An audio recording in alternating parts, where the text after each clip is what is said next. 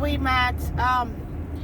So today, as I drive to work, I know I'm a little bit behind on putting on my video, but anyway, for today, I wanted to talk about nursing school in general, or med school, or people that are thinking about think about nursing school as a career in general. There are a lot of things that you gotta think about before you think about going to nursing school or med school.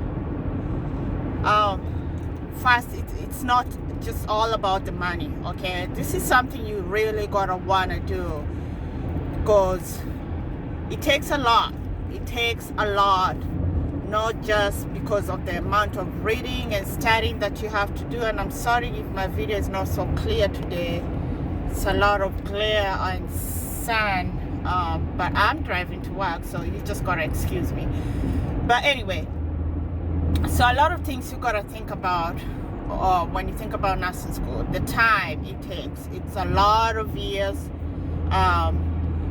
depending on what kind of nursing school you're going to. Are you trying to be an LVN or LPN? Are you trying to be an RN?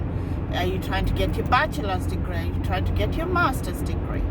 Okay, so if you're gonna start from the bottom as an LVN or LPN, it's about a year and a half worth of school for that, and it's not easy. Don't fool yourself and think it's gonna be easy, because number one, you're cramping up basically, say, almost 2.5 years worth of work into a year and a half. Okay, so it's very, very brutal, because you're putting in a lot of work. Let's say that. Okay, you cannot afford to work full-time and go to school. I mean, you can try and do it, but let me tell you this, it's gonna be really, really hard. You're gonna be stressed out. You're gonna have some crying moments. And I'm not just talking about LPN or LVN. I'm talking about med school, nursing school, period. It's very hard when you're taking anatomy and you're taking chemistry and you're taking math into that. You know, all these sciences, you're trying to do all this and trying to work full time, and God help you if you have a family. Trust me, I went through it. It wasn't easy. So let's just say this. If you don't have a family now and you're trying to go to med school, don't try to get a family while you're in med school. If you possibly can go to school without having to work full-time, that's even better. But if you do, I recommend part-time at most. I mean, just try to do what you can do to survive. But if you cannot afford it, then you might have to take like one class at a time, if that's the best you can do. But if you try and take the whole thing and then go to school, my friend, it is not easy. Take it from me, okay? I'm not saying it's impossible. I'm saying it's not easy. A lot of things to put into account. How fast are you trying to do it? Because a lot of schools do have the wait list. And the best way and the most convenient way to do it, the most economical way to do it, is to try and go to a community college first and get the basics out.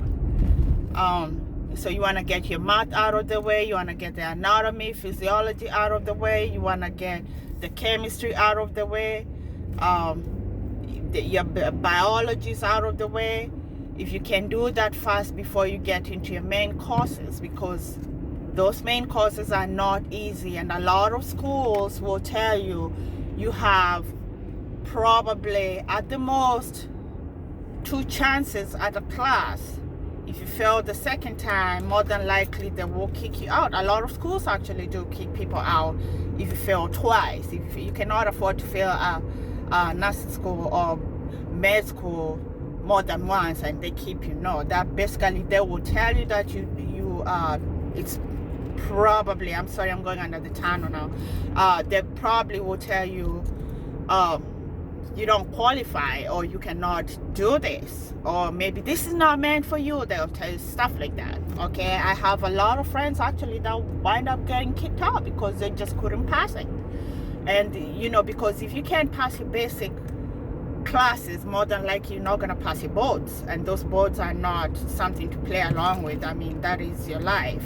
That is basically what you can't work if you can't pass your boards. Nobody's going to hire you. All right, so a lot of things to think about there.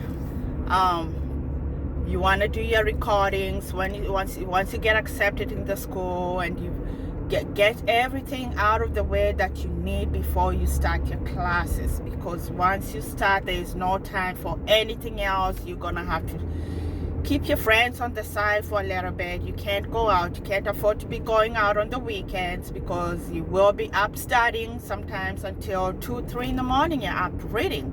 You're up doing assignment, and some of the instructors will expect you to read 3, 4 chapters, and that's just for their class. So you probably have like anatomy, you're reading 4 chapters, and then you have chemistry, somebody else expects you to read 3 chapters, and you have to know their stuff, and read their PowerPoints, and get ready for exams, and get ready to take the quizzes they give you. They expect you to pass, because if you fail, go again in the tunnel, if you fail, they basically will kick you out.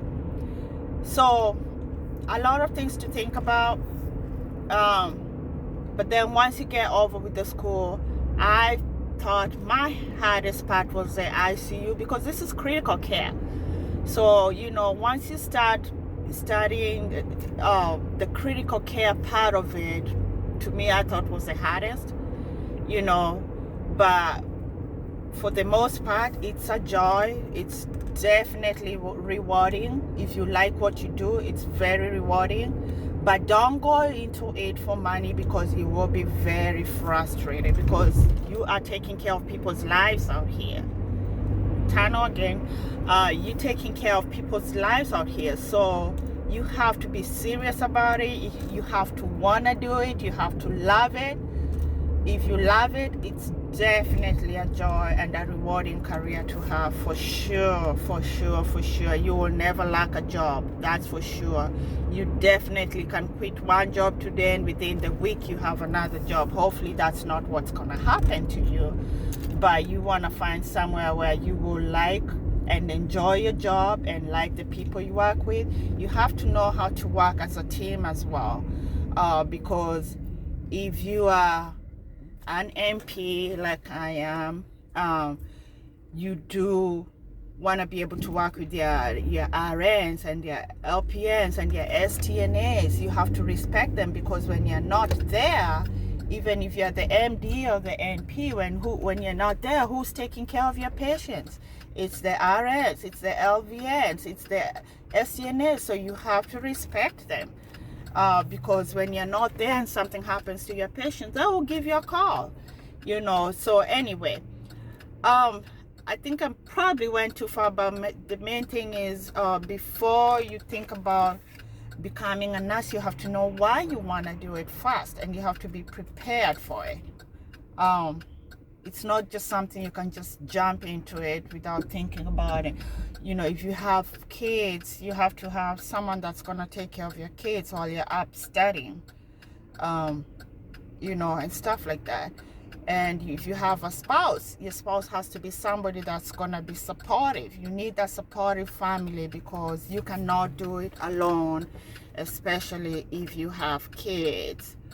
You need somebody that's going to be there for you to run errands when you got to study, or you have to go to study groups, and have a study partner, somebody that's going to, quiz you and help you study, and stuff like that. Okay, so that was just a little bit. I know I did a little bit of rambling and probably was all over the place, but that's just it for now. If you have any questions about that, please kind of send me messages, or and then I'll get back with you with whatever questions you have. I'll answer as much as I can. All right, thank you. Bye.